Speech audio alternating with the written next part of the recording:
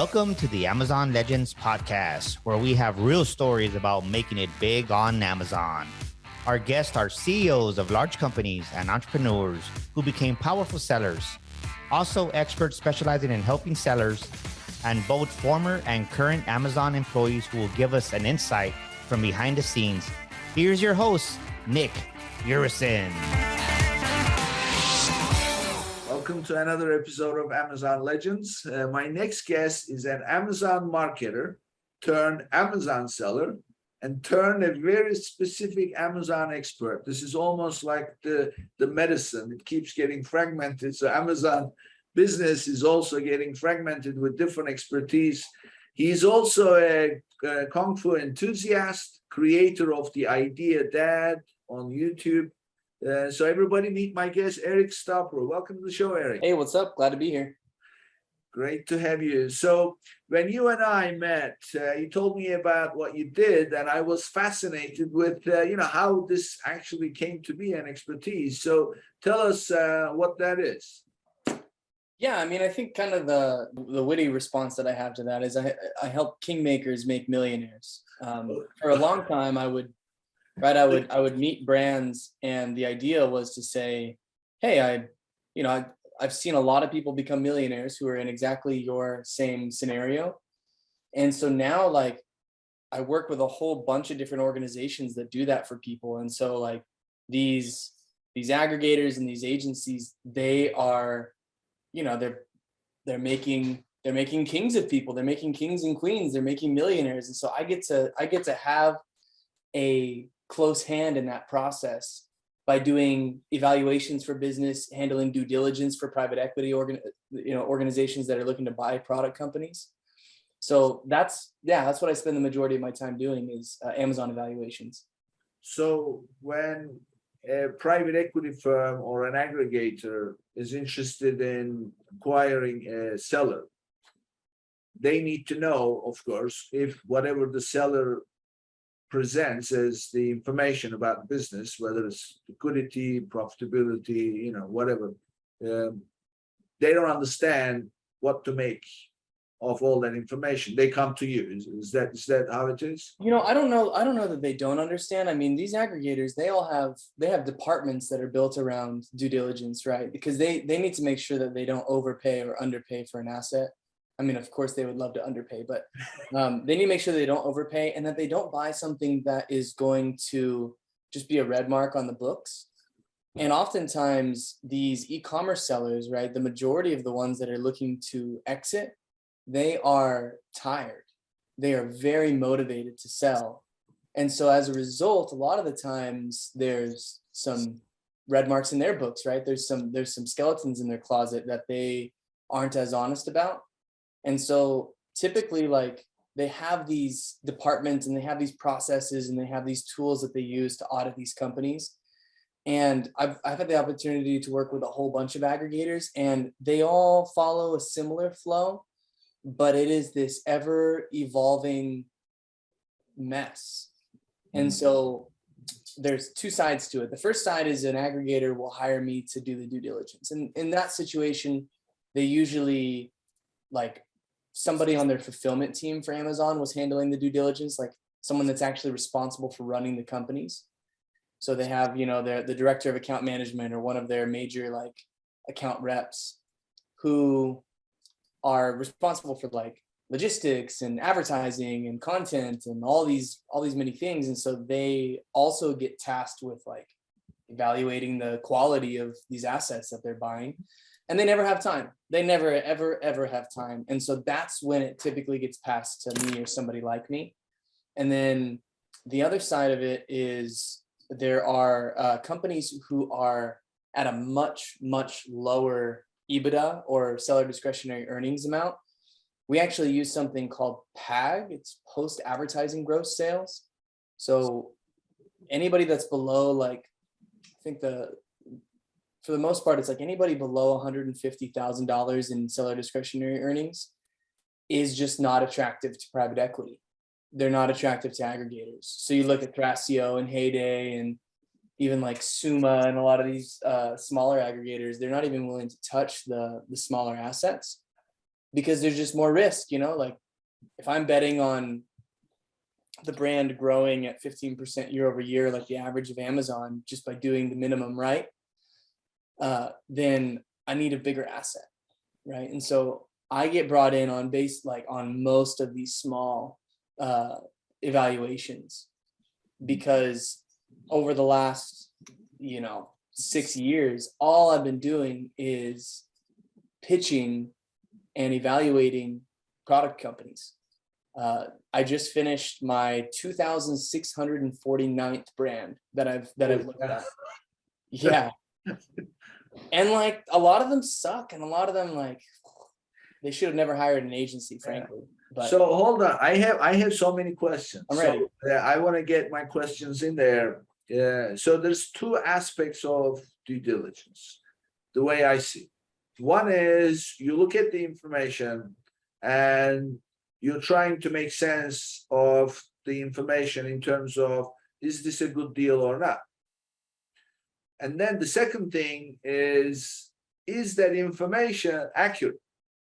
Because as you know, most entrepreneurs who come up with a brand idea and build this brand idea don't actually know how to run a business. Yeah, and they're definitely not a bookkeeper. And their books. So but they may say, okay, we have so much in inventory, but actually they don't. They have much more or much less. They may have an inventory value on the books that you may need to be evaluating. But then again, so what part is your area? All of those things. So the data quality and the data accuracy. Whenever I ask somebody for a P&L, that is just a baseline comparison to evaluate how good they are at actually tracking their books.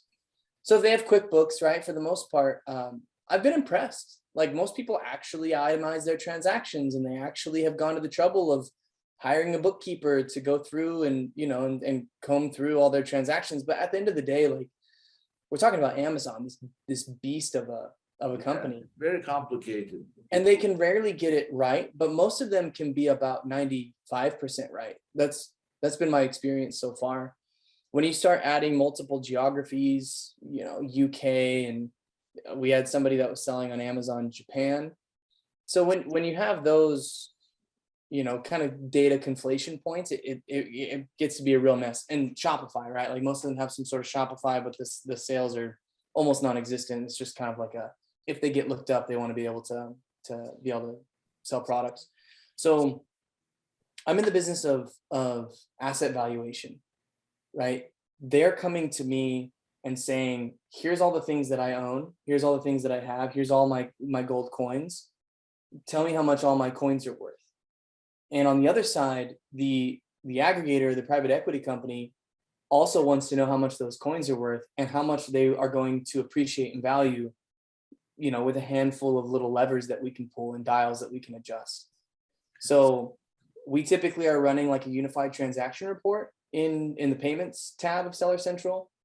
I honestly, like to date, I've only done 2 Vendor Central accounts out of those 2,600. It's been like vastly Seller Central. And not to say that it's like impossible, but I wouldn't buy a vendor account personally. I think that vendor is an absolute mess. So on the seller side, Vendor Central model, I think, is on its way out. That's well, not according to the vendor managers, man. They say that they're allocating some serious resources to it, because what happened is well, I should say maybe smaller ones. Well, you remember it was like, dude, I was at Expo West. This was like 2019, maybe. I can't remember the exact date, but I was at Expo West in Anaheim, and people started telling me like, Amazon just cut off all my vendor orders. They sent me an email saying that I wasn't going to get any more POs, or that they were reducing them like crazy. And this happened time after time after time. So the grocery category got just demolished. So they cut off 85% of all the vendors. They just stopped ordering from them because they weren't making profit on the shipments, on like the actual, per unit acquisition cost. And then at retail price, they just like the numbers weren't adding up. So Amazon made this pretty harsh decision to cut them all off and say, hey, like you should sign up for a professional seller account. What an opportunity, because vendor, I don't like vendor. Sellers much easier to work with, in my opinion. So I dive into Seller Central and I run, there's like 12 reports that I want to look at. And really, I only need. So what are those reports? Give us those reports. Yeah. So the Unified Transaction Report is the single source of truth. That's the data that I'm going to build a P&L off of that. And I'm going to compare that with their actual P&L and the data that they provide me from their other platforms. So the Unified Transaction Report tells us the order, refund, like promotional values. That gives you all the fees. It gives you the like advertising that you spent on that sale. And so it is incredible. It's at SKU level, of course. You can aggregate per SKU. Yeah, exactly right. And you know, typically there's like a lot of data cleaning that needs to go on in there. Because if you look at the actual, like even the date and time in one of the columns, I think it is column A, is a string of numbers, and then it's a date string, and then it's like it has 2 different time zones on it. So you got to clean that up. You got to like, yeah, Amazon data is always like that. Twice, yeah. But once you clean it up, it takes like, I don't know, maybe 20 minutes to clean up. Then you can build a P&L. And the P&L tells us the most important thing, which is the profit margin, right? How much net profit are they making at the end of the day over a 12-month period? But like, the item cost you have to pick up manually, right, from the seller. No. Well, so it's you have the order, the number of units ordered, and you have the transactional value of that order. So if someone orders 2, then you can parse that out and say, okay, like this was a $15 product. You can get the average price. All of that is present in the actual landed cost of the item. COGS. Yeah. So that's not in Seller Central. That's a real tough one for me, and it's honestly the bane of my existence, because I ask everybody for COGS, and one of 2 things happens. First, they don't send me all of it. They'll send me like, 80% of their inventory cost of goods sold, because it seems to me that they don't know. They don't actually know what the cost of their products are. Why don't they know? Do you have any idea? It's the 80-20. The 20% of their catalog that's making 80% of the sales just gets way more attention, and the other ones fall completely off. Well, this is my working with my clients. This is my experience. First of all, they never create a revenue model in the first place. No cash flow model. Where they look at what is my landed cost, what is the Amazon commission, and what is the FBA fee, and therefore what am I going to net on a sale? They do not create that in the first place, let alone whether or not they have a healthy model. That's a different question, because if you don't even create it in the first place, they don't know. They just do that. They make the calculations in their head. Right. It's all heuristics, right? They use general rules of thumb. So now, if you have like an 80% contribution margin, you're typically going to be profitable on Amazon. That's a good rule of thumb, regardless of category. But if you're at like 60% contribution margin, then if you're in jewelry, you're not going to make money. If you're in there is something else also. And, as they say, the devil is in the details. So what happens is, let's say that, as you know, most of them are buying from China. So the factory gives X price, $10, whatever. Now that needs to be imported here. So what is involved in importation? There is transportation, customs, duty, taxes, you name it. Yes, they can buy maybe CNF so that it's all included. Doesn't matter. There are still other charges. And also those charges fluctuate. So the point is, when you ask them, what's your landed cost? There isn't one single bill that they can go to and say, here is my landed cost. No, it's like a number of things. So they never know in the first place what that analysis was. You're absolutely right. And typically the way that we get past that is we just say, send us screenshots of your last like 5 invoices.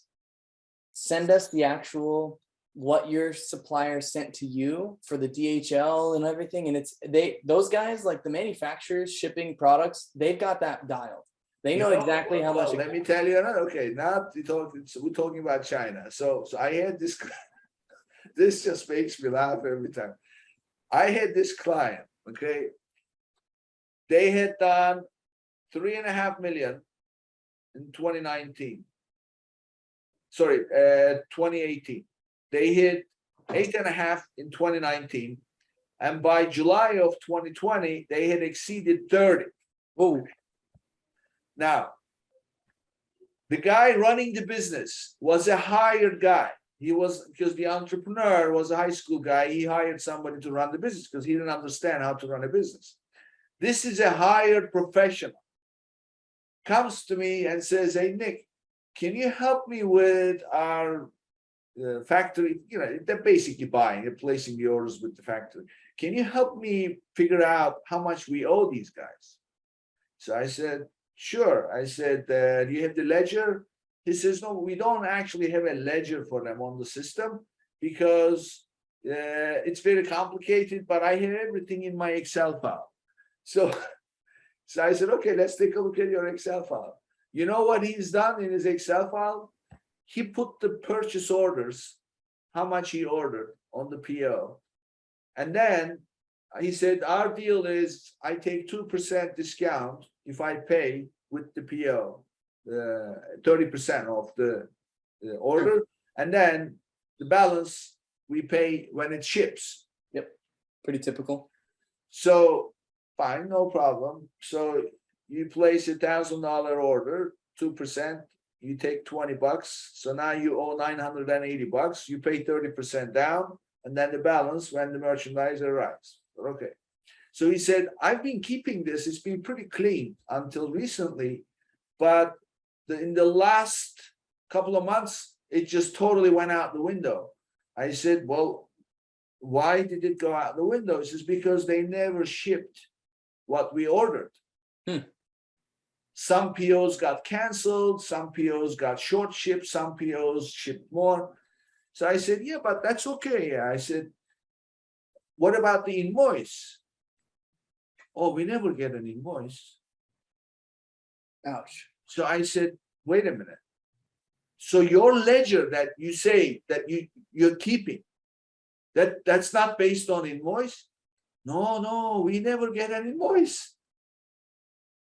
So this guy has been keeping a so-called ledger, a paid professional, based on POs. I said, you know what the PO is, right? I said, PO is a wish list. What you are like, it's not a transactional document. All it does is it sets the terms of the transaction, but you incur a liability when an invoice is issued against that PO. Then you can check, did they charge the right price? Did they ship the right quantity? Most important, am I receiving the right number of pieces? Right. Have you ever done this? No, we never. Man, No invoice. No. So you're telling me, send me a screenshot of the invoice. What if there is no invoice?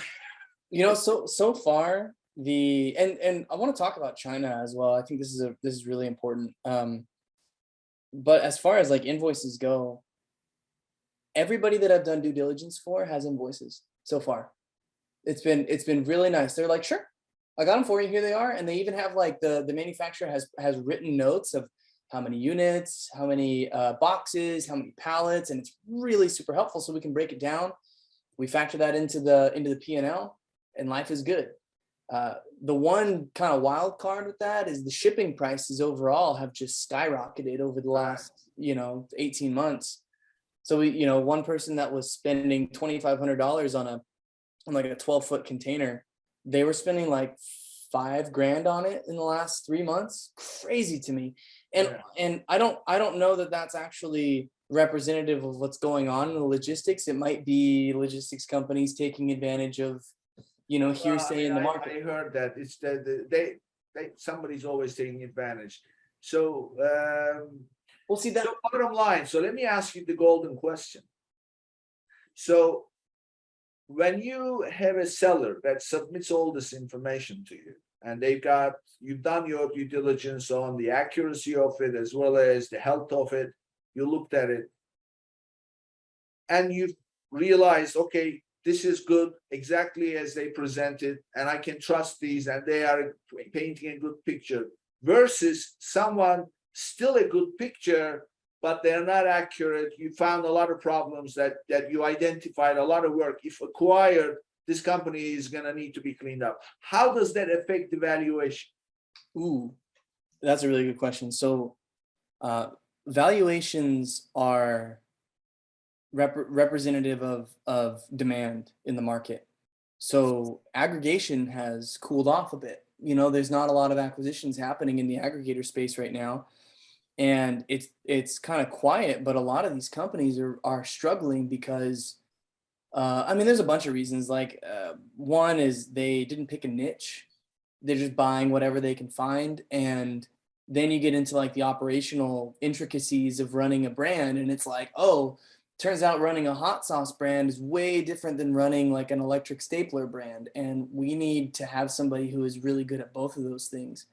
So you're seeing these aggregators who their assets are underperforming because they are private equity people, right? And so you know, I've seen it all, right? Where there's a private equity organization that hires an agency. There's a private equity organization that tries to build their own internal, you know, resources. And there are, you know, they'll cross pollinate too. Like these aggregators will share the management of some of these brands, and it just got to be a real mess. And the expectation from the investors was way too high. You know, they were looking at like a 12-month turnaround, and it was kind of unknown what was going to happen, like how this business model worked. But you saw Thrasio, you know, getting valued at $1 billion like so fast, just based on the money that they raised at the valuation that they got. But the expectations of like how the investors get their money back was basically just going to be, hey, we're going to invest in this asset and it's going to grow at X%, and you're going to make your money via distributions. But the bigger opportunity, in my humble opinion, right, this is one man's opinion, is they should bundle the assets together and sell them to other organizations who can actually manage them more effectively, right? Let me build, you know, let me build Amazon for 4 different product categories in a niche for, like, I don't know, office supplies. And then let me sell this packet of assets to an office supply company who can get them retail, who can start to expand like their Facebook and Google and TikTok ads, you know, like where they have internal resources to dedicate towards that. So then if you buy, you know, a business that's struggling, and you get, you know, a lowish multiple, like, you know, 2 to 3x, which is still like life-changing money for a lot of these people. You can then sell it for like 5 or 6x of what you bought it for. That's the business model that I think is going to emerge as something that reigns supreme. Or you take, like, I think Blue Whale Media is probably one of the best examples of this company run by Trevor George. So Trevco, his other company. So Blue Whale Media, they're an agency that has done extraordinarily well. They have great pricing, and then they have their owned and operated assets. So they, as an agency, basically like bought a bunch of companies, and they're just holding on to them and holding on to the profits, and they're just a profitable enterprise. And they didn't raise a ton of money. They were launching these products, right? They were just starting from scratch and launching them. They weren't buying them as an asset. So the value of those companies, I think, is going to be a lot more true, right? It's just like, okay, what is the profit margin on this, and how much profit is it going to make over the next 5 years if it grows at the current growth rate that it has, right, over the last 5 or so. So I'm getting to answering your question, I promise. I know this is like a lot of extra fluff around the edges, but valuations. So market conditions create those valuations, and right now, if you have less than $250,000 in EBITDA, you're typically not going to get any greater than a 3x multiple on your EBITDA. So if I did, you know, 200K, I could probably, 200K in like true profit, discretionary earnings, I could probably get like 6 or 700 maybe for it. Like if I have a really solid brand and everything is really healthy, and I'm, my listings don't have everything that they could on them. That's one of the things that I have to look at subjectively and objectively, right? I gotta understand the quality and just like the raw numbers of, okay, let's look at their listing. Do they have lifestyle photos? Do they have infographics? Do they have video? Do they have optimized content? How optimized is their content, right? If I do an SEO analysis on them using something like Scribbles from Helium 10, does that, do they have more than 20% of the keywords from the top competitor in their space included in their listing somewhere? Do they have Amazon's choice for anything? Do they have an editorial recommendation? Do they have A+ content? Is their trademark actually granted, or was it just given to them through the accelerator? Do they have coupons and promotions and deals and very low out of stock and very low defect rate?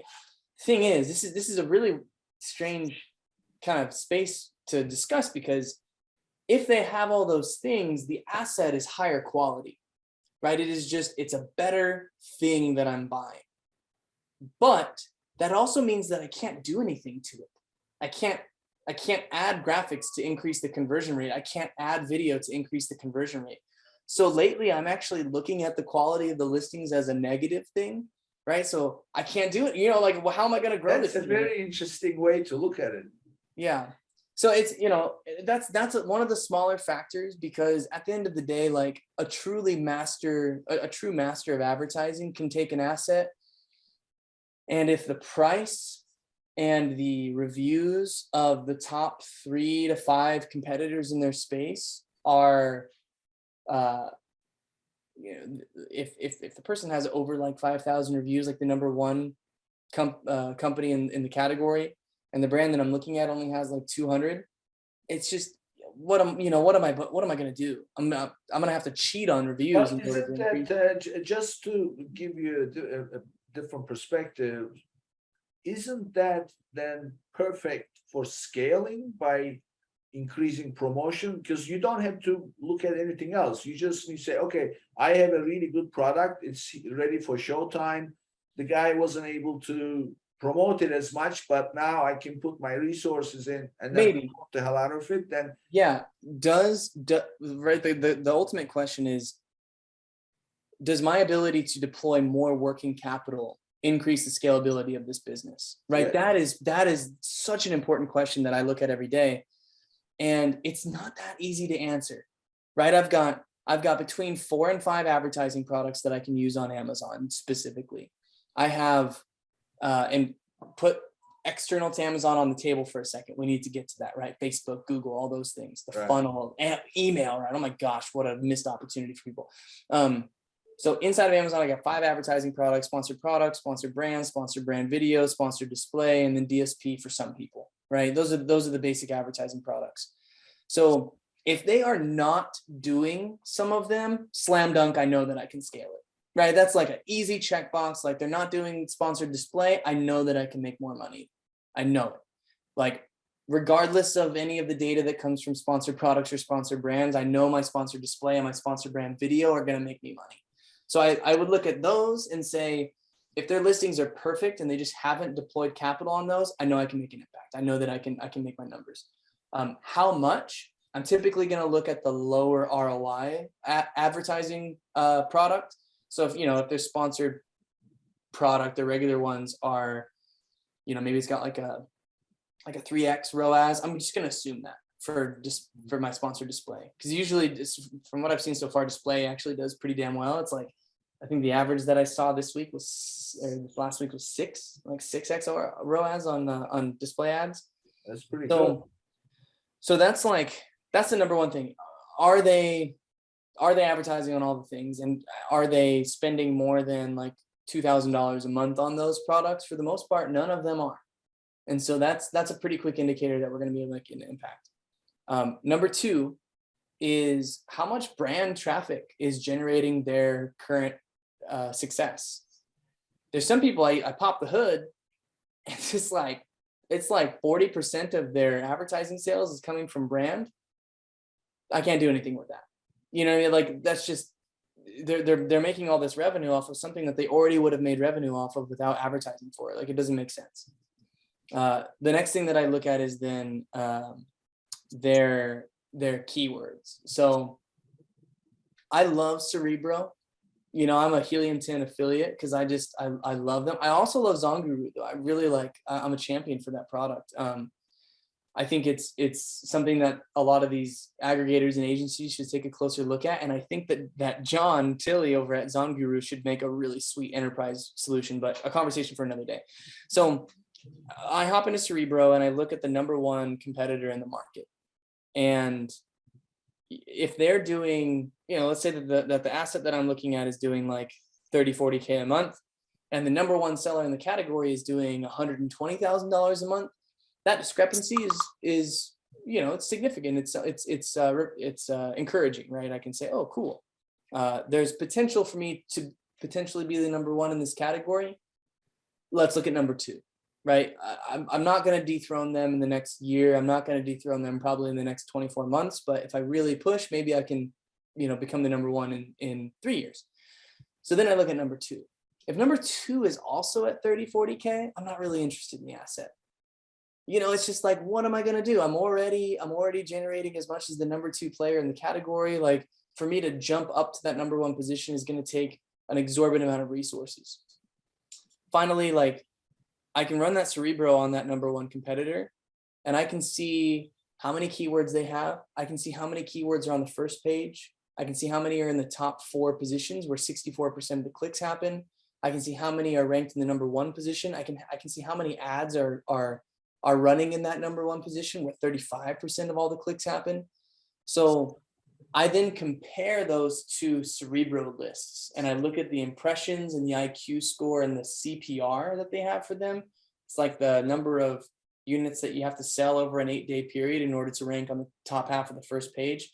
And granted, like, all of these are estimates, and Helium 10 gives me different numbers about how accurate they are, but it gives me just like a good back of the napkin, like, oh, the top competitor has 8,000 keywords and this asset has 3,000. Okay, we got 5,000 keywords that are missing. Oh, the top competitor has 2,000 keywords on the first page and the asset only has, you know, 200, and so on, right? I see that discrepancy. I see the amount of impressions. I can also estimate cost per mil, and I can start to work backwards and say, okay, cool. Like, if I advertise for this keyword and I get, you know, 50 clicks and I have X% click-through rate and I have X% conversion rate, then I could expect to make an additional this much revenue by advertising more effectively for these keywords that I'm not ranked on the first page for. I know that was a super long answer, but that helps us get to this measure of how much can I actually increase this asset. So taking the other stuff off the shelf. For the most part, none of these people are doing Facebook, Google, email. It's a complete blind spot for Amazon sellers. And really, like, I want to encourage everybody, if you have any emails, like, download Klaviyo and get to work, watch some YouTube videos and just like work on your email marketing, because we're seeing like a 19-to-1 ROAS on email spending. The resources allocated to email, you make $19 back per dollar spent. It's wild. And you only need like 1,000 emails. You know, you don't need a crazy amount. Obviously, like, if you have 20, it's going to be way better. But there are some people that have tens of thousands of emails that they've never touched. They have Facebook campaigns that they completely gave up on, especially after iOS 14. It's just like they just gave up. Google ads, man, like, for snack. So this is something that I always am curious about. So there is, as you know, there is this 2 programs that work hand in hand: Amazon Attribution and Brand Referral Bonus Program. Yeah. So Amazon Attribution, for the listeners, it's something that you use you have to be brand registered, and then it enables you to create specific links for your external campaigns that you run outside Amazon, like Facebook and Google and right. So, and the whole purpose here is very simple: to identify where your traffic is coming from if you are advertising outside Amazon. So attribution does that to encourage that, which, by the way, the hidden agenda behind this is for Amazon to bring more traffic that's not already on Amazon, which means that more shoppers coming to Amazon for free, by the way, that sellers are paying for. So the least they could do is just give a tool that will identify. So they've done that. But to encourage that even more, they have this program called Brand Referral Bonus Program that says if you advertise outside Amazon and you bring in traffic and that traffic generates $10,000 in sales, we'll give you a percentage of that back.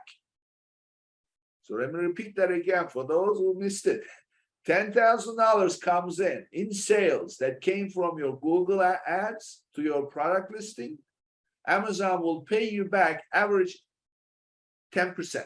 That means $1,000 out of that $10,000 sale will go back into your pocket. How will that happen? They simply credit your settlement report. You get a credit entry for $1,000 reimbursement. So with those, you have obviously the advantage of advertising outside and actually getting some kind of a reward for it. However, the pushback that I'm getting, and that's what my question to you is, the pushback I'm getting is when somebody is on Amazon and you advertise to them on Amazon and say, come look at my listing, they're already there. They're already there for shopping. But when you bring somebody from outside Amazon, conversion rates drop significantly. And then at some point it becomes not viable. So what is your take on that? Yeah, so we built an entire product around advertising using the brand referral program. And we were basically just doing Facebook ads cold to Amazon. And a couple things happen. So number one, the attribution is crap. It's really bad. So maybe like 2 out of 10 transactions, because it's last touch, right? So they have to click on the ad and they have to buy the product immediately after clicking on the ad. And you're skipping several parts of the funnel. So it's really hard. The solution to that is a squeeze page. But it was just so like, it was so abysmal that we went back to the drawing board and how we were going to approach this strategy. So, basically like the alternative is you advertise to a landing page, and on the landing page, it's like, hey, we're taking you to Amazon. Here's a coupon, do kind of like the landing cube model. This is the information about it. And then they get to the Amazon listing and then they buy, and then the conversion rate is pretty steady because you lose a lot of people in that squeeze page, and only the people that are, actually going to buy or have a higher probability of buying go through. It's a lot of extra work. I don't know that it's worth it. So the attribution wasn't great. We weren't getting a lot of money back on Facebook ads. And as Amazon rolls out multivariate attribution, it's going to be a lot better. Them being able to track you from the Facebook ad to the Amazon listing, and then over to Pinterest, wherever you were, wherever you navigated, and then back to Amazon eventually. Like being able to show that is in the future for Amazon. So it's going to get better. We noticed that all of this cold traffic, because it had a lower conversion rate, Amazon looked at them as unique sessions, as unique sessions, and each one of them has unique page views. Mm-hmm. So that factors into your ranking. If you have a whole bunch of sessions and you have a low session percentage, a low conversion rate, you lose rank, you lose BSR. All right, exactly. So we turned on these ads for these companies, and they started to lose not only sales in that vertical, but they started to lose rank overall. Their organic sales suffered. So we quickly turned that shit off, and we were like, no, we gotta let's stick with what we know for now. And then and for those people, we just started running the Facebook ads directly to their website, and then we would put like a button on their website to just test how many people would bounce from the website to go check Amazon, because it's happening already. We just wanted to quantify it. So it's a good program. It's not ready for scale. Amazon has a long way to go before it's something that should be used. I think that, listening to you, I'm almost thinking in my mind, Amazon algorithm for ranking is gonna need some kind of a change that basically factors in the external traffic factor as a credit. So your one external click may be considered as X. I think that if they just separate the data and just give it to us, I think like we as Amazon marketers will help them figure it out. Yeah. they hide so much from us, and it's just so frustrating. Oh yeah, Amazon does that, but that still does not. I mean, what you're talking about is access to data, but how does that affect the ranking? So their algorithm. So I had a former Amazon team member. Actually, she was one of the. I believe she was a former category manager. She helped write one of the Amazon policies. She was talking about that how much she regrets it now. So she was basically saying that the search team at Amazon is pretty secretive. Nobody really knows. So all this ranking thing. So ultimately, how is that going to need to be adjusted to encourage people to advertise externally if it's actually penalizing them because it's dropping the conversion? Right. All the Facebook marketers in the world, they, they hate Amazon for a lot of reasons. And I think the leadership team at Amazon has made a lot of bad decisions over the last 12 months, but I think they've also made a lot of good changes. Like when we look at the data that they provide to the big players like Jungle Scout and Helium 10, those tools are getting more accurate, and we can see them getting more accurate as we compare more and more actual Seller Central data. Yes. And so just that one fact alone is very refreshing. But I want A9 to come to the table and be more collaborative, right? Let us see as much data as you can provide. Like brand analytics, man, was such a olive branch to sellers. Yeah. Like, Yeah. here's all this cool data about demographics and stuff. Well, we assume that it's accurate, but it was so nice and refreshing for them to provide that. yeah, that was my question to the lady that I was talking about, my guest, and I said to her, so what are the chances of getting some cooperation from the search team? And they may share some information about the data, but as far as search, expect none. Yeah, it's in this kind of beautiful space right now where A9 is so smart, but it is far from an AI, right? It's not peering into the soul of our data. It's not predicting our behavior at a rate that we would be scared of, right? It's a pretty good ranking algorithm. It's not special. It's just one of the first, and it's one of the biggest, and it's, it was successful on a platform that came in at the right time. If they were to install and put it on the back of one of these super intelligent AI that are popping up all the time, then I think the e-commerce economy would experience a revolution. This tool would help you know about products that obviously that you talked about when you're around Alexa. You know what I mean? Like Yeah. it would send products to your house, and they were piloting this for a while. I don't know if they're still doing it, but they'd send the product to your house before you even wanted to order it. And then if you wanted to keep it, you just would get charged. And if not, then you just send it back. You deny the delivery. You know who is doing so, that? You know who is doing it? Not Amazon, not for products. Facebook already doing it. I cannot prove this to you, but I have seen it over and over. So, and as you know, those smartphones, they have microphones, right? They're oh, listening. So, well, this is what I saw, Eric. This was mind blowing. Me and a friend of mine, we're talking about movies. Okay, she's in movie business, and I love movies. So we're talking about movies, and the next thing is content starts to show up about those movies. it's not even. Hold on. It's not even. This is one of my favorite topics of discussion. I mean, for everybody listening, like, I think we are entering a phase of neo-feudalism as like an economy. It's capitalism and democracy failed us. That like the bottom 80% of people have a disproportionately low amount of the total wealth of the world. So now we end up with all these feudal lords like Bezos and Musk who have all the money. Like they could decide tomorrow to provide to everybody and make perfect logistics. Like I have a political platform that I'm going to move forward on with that idea in mind. We can move towards a type 1 civilization. Okay, I'm putting it out on the page or on the shelf for another day. But an AI, right? Let's take that same scenario. You're talking about movies. Obviously, the devices are listening, whatever. They don't even like try to hide it anymore. It's just like whatever. I am personally of the impression that I want them to know as much as about me as possible.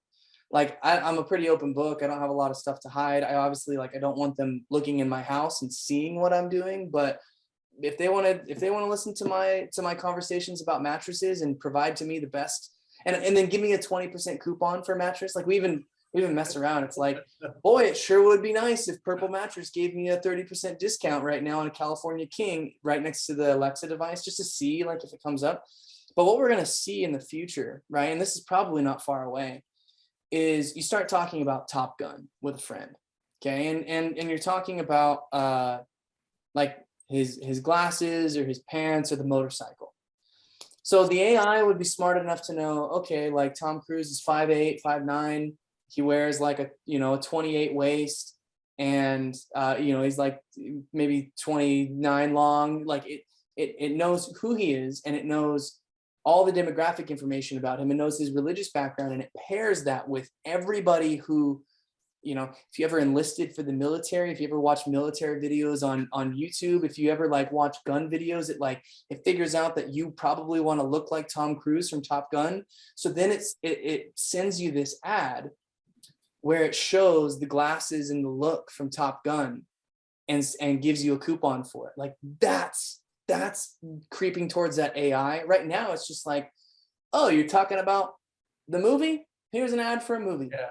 I want it to get to the point where it's like, oh, here are discounted tickets to, California to go surfing. Here's a $20 gift card to go to the bar that they were at in Top Gun. By the way, available only in the next 15 minutes, counting down. So yeah. Yep. This is so listen, you still haven't answered my question.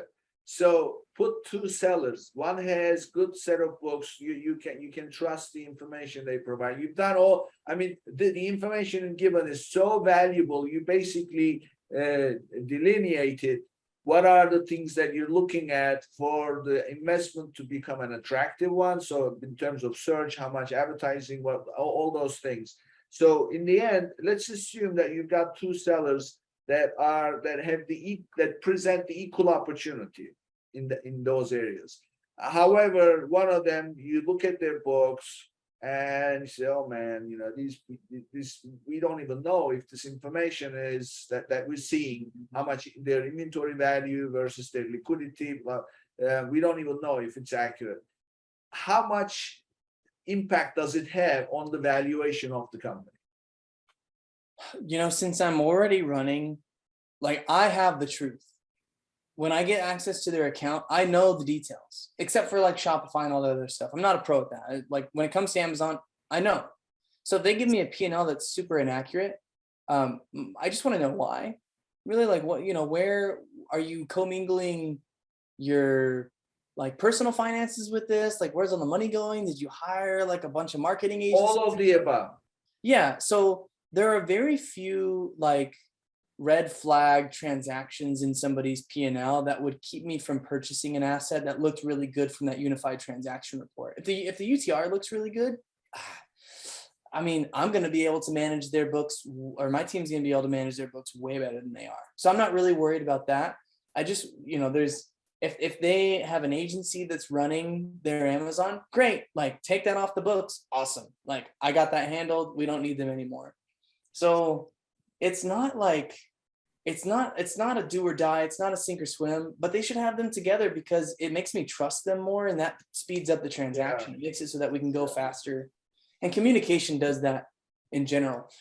One thing that I want to touch on is out of all these Amazon sellers, I want us to change the conversation around Chinese manufacturing. So first thing is like, they're hard workers. I love all my Chinese partners. They're incredible. Shenzhen is a miracle of a place. So is Guangzhou, right? Those two places are incredible hubs of innovation and production. But the last like 20 brands that I've looked at, I think only 2 of them have manufactured products in China. I see Romania and Italy and Turkey and United States and Mexico and Canada. They're all over the place. And so like, we're not dependent on China, and we don't need to be. You know, they make a lot of really important stuff, but at the end of the day, like there's plenty of products being produced outside of China. And I would like us to just be like, you're an option. You know, you've got Alibaba, great, that's an option for me, but like Mexico doesn't have any tariffs right now on certain items. Like, I think we're going to go look for jute. We're going to go look to source jute in Mexico because I know they produce it. So I just wanted to throw that out there. But as far as like the, you know, two businesses, one has good books, one has bad books. I really like, I want to look at their net profit. I want to look at how much I can impact their actual sales. I want to look at how much money they're wasting on advertising because I know I can clean that up. And with all those things in place, I have a scorecard that I go through that pops out evaluation for me. And it's not perfect. It's not perfect. I come up with somewhere in the range of sometimes like 1.5 to 5x of their EBITDA. And for the most part, like most people end up between like 2 and 4. And so, yeah, please manage your books well, but it's not a deal breaker. Yeah, great. So tell us a little bit about yourself. Where are you based? Where did you grow up? Yeah, so I am in San Antonio, Texas. I'm actually in a little city on the northeast of San Antonio called Schertz, Texas. It's like an hour south of Austin.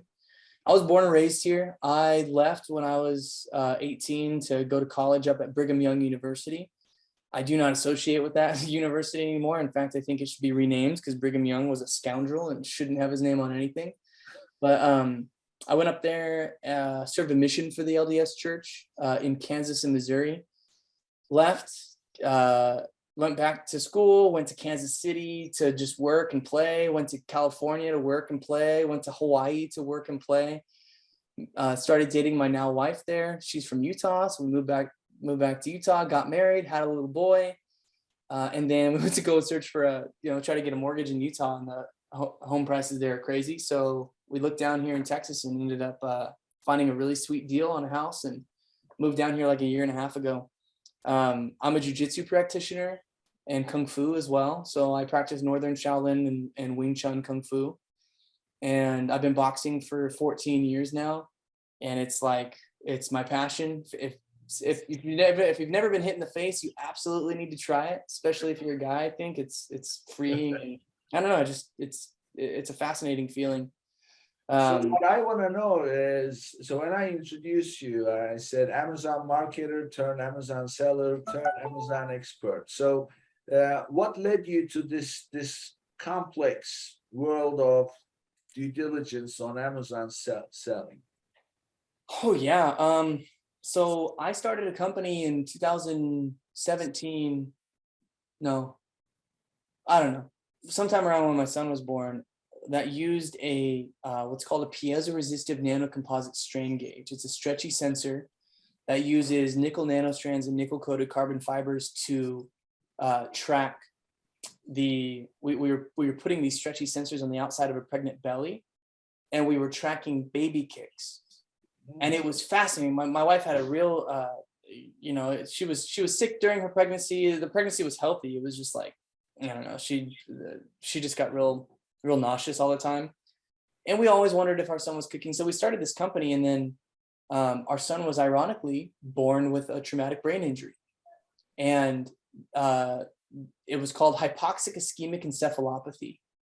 And so he was having like 100 seizures a day for the first 6 months of his life. It was really, really awful. I was running this startup during that time. And so I went to a friend of mine named Ezra, and I was like, hey man, I talked to a bunch of mentors, but this was the conversation that really set it off for me. I was like, hey man, like I'm drowning. I don't know what to do. Like, I feel like I'm going to fail this company because I'm just so distracted with personal stuff. And he said, let me introduce you to a buddy of mine that runs an Amazon marketing agency. So he introduced me to Thaddeus Hay at Nozani, what it was called at the time. Nozani then got, so I joined Nozani as just like as a salesperson, where you're selling Amazon marketing agency services. And then Nozani got bought by Buybox Experts. Buybox Experts then sold to Spreetail. Right before that, I had left to go to a bunch of different places. I went and worked for Jungle Scout at some point. So yeah, I started my own nanotechnology company, and then just like the pressures of life, got me into a job, and it just happened to be Amazon. And I ended up being pretty good at it. It's very technical, but it's also very marketing. It's pretty much exactly what I studied in school. I did marketing and mechanical engineering. So it's like, I can do manufacturing and CAD design and all that kind of stuff. So it was just perfect. And Amazon exploded. And I have an uncle who just left Amazon after 26 years there. So like had a lot of really cool connections. So yeah, that's how I ended up here. So life circumstances kind of led you to what you were good at. That's right. Did you ever imagine doing this before, or? I've wanted to be a congressman since I was 6 years old. So I knew that I wasn't going, I knew I wasn't going to be a congressman when I was 18, 19, 20, 21, 22. You know what I mean? Like I was going to have to do something in the interim. And so, yeah, it's just one of the things that I've done along the way. You know what I'm hearing is, because everything that you mentioned about your work, due diligence, and then some of the examples you gave, I think what you seem to like is you seem to like making an impact. Oh man, I don't know. Because you're looking at the opportunity, like keywords. You're saying, okay, how many keywords are there? I mean, maybe that's a business approach, but your approach is, where can I make an impact? So any activity that kind of has some kind of a way for you to make an impact, you like to identify those and go after it. I'd agree with that. I think that I love solving problems for sure, and I love it when solving those problems makes me and everybody else a lot of money. As far as like impact, that's a real touchy word for me, and we could talk about this another time. But I grew up Mormon, and that was the whole lens that I saw the world through. And if you know anything about Mormons, it's very like there's a very specific set of things that you need to do in order to achieve exaltation with God. So that was like my whole upbringing. I was raised that way. So then I left and I had a total existential crisis. And then recently the James Webb Space Telescope released that little picture of a grain of sand in the sky with thousands of galaxies. And so like I feel so small. I feel like the things that I do each day, nothing really matters. But what I've found in that, in kind of that phrase, that nothing matters, is that whatever I want to matter gets to matter to me, right? It's all subjective. It's all just however I want to build my life, however I want to live this life is only going to be important to me and to nobody else. And so do I think I can make an impact? No, I don't think I can make any sort of impact on the world, but I'm going to super try. You know what I mean? I'm going to do everything that I can, especially when it comes to like, policy and economic development. Yeah. One of my favorite quotes is, I think it's by Thomas Jefferson. I gotta figure this out because I keep misquoting it, but he said, I study war and diplomacy so that my children can study trade and commerce so that their children can study art and literature. Right. And so here we are at the cusp of neo-feudalism, I think, as a world. And we could all get on the same page real quick and start just like dancing and doing art all the time. So yeah, well, that's where I'm at. It's kind of a weird place, but I feel good about it. So I think, I mean, obviously your life experience is very significant. It's the same thing, we go through life first fighting some of the ways that we're feeling, and then at some point we embrace them because we realize they are actually our strength. So I've gone through the same, because when you don't really know, you haven't totally developed and matured some of your thinking. But this is what I learned. Nobody's experience in life is unique. It's always somebody else somewhere had somewhat similar experience. Yeah. So since we are not all unique, I think that those who had the mindset to make an impact, so to speak, if you want to put it that way, but feel that, I don't matter, but there is another one that thinks the same, that thinks, even though there may be, all of them may be thinking, I don't matter, but they want to make an impact altogether, they will make an impact for sure, because there's something called critical mass and the power of many and blah, blah. I think so. I agree. It will. So I think you are right in thinking maybe just I don't matter. We're so small, but yes, but we really are not, because that small piece is not alone. There's another piece, another piece. Totally. Yeah, I hear you 100%. So working together. This was great. So Eric, tell us. You've given a lot of information, very practical. Sellers can take away. One refreshing thing I heard from you is, because I had the founder of Ecom Balance. They are a bookkeeping company for e-commerce companies, and he was basically saying that when they sold another venture they had, their books were in great shape, and the deal went through very quickly, and the trust factor was immediately installed, and they had a great valuation. But if somebody doesn't have it altogether, then their valuation will take a hit. What I heard from you is you do your own work to figure out their numbers. And so therefore, if they are not keeping 100% good books, don't worry, don't let that scare you. Yeah, don't let it scare you. Start the conversation. Yeah, great. So give us your contact information. Where can people find you? Find me on LinkedIn. That's the easiest place. Eric Stopper, the one and only. I have a YouTube channel called The Idea Dad. I represent a whole bunch of agencies and aggregators, so I'm kind of just in the nether of the metaverse all the time. Find me on LinkedIn. That's the best place. My cell phone number's on there. Hit me up with a text. I don't care. Like I'm down to hang out, down to talk. You can find me in Discord a lot of the time. Typically playing like League of Legends or something with other Amazon sellers. So, but LinkedIn, Eric Stopper. Great. So we'll put your contact information on our website with the episode, wherever the episode gets pushed, so it will be there. So anybody wanting to reach out, I'm sure they will. So thank you for being here, Eric. Thank you. Thank you. And that brings us to the end of another episode. See you on the next one. Thank you for tuning in to today's episode. Be sure and subscribe, rate, and review our show. And be sure and share an episode with a friend. And thank you so much for being with us today. We'll see you next week here on Amazon Legends.